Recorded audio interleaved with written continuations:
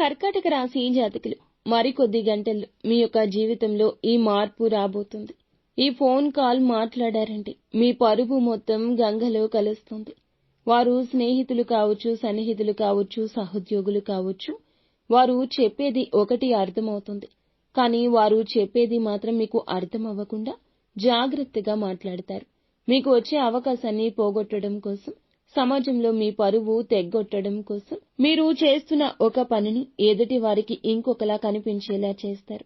మీ రంగాల్లో మీకు కలగాల్సిన ఉన్నతి వారు పొందడం కోసం, తస్కరించడం కోసమే ఇదంతా చేస్తారు. ఈ ఫోన్ కాల్ మాట్లాడొద్దు. ఎవరైతే మీకు వ్యతిరేకంగా ఉన్నారని మనసు చెప్తుందో వారితో నేరుగానే వెళ్లి మాట్లాడండి. మీ అవకాశాలు తప్పక చేజార్చుకోకుండా వినియోగించుకుంటే భవిష్యత్తు బాగుంటుంది. ఇంకా ఇతరత్రా ఎటువంటి సందేహాలు, సమస్యలు ఉన్నా ఒక్కసారి మా గురువు గారిని సంప్రదించండి. అంతా మంచి జరుగుతుంది.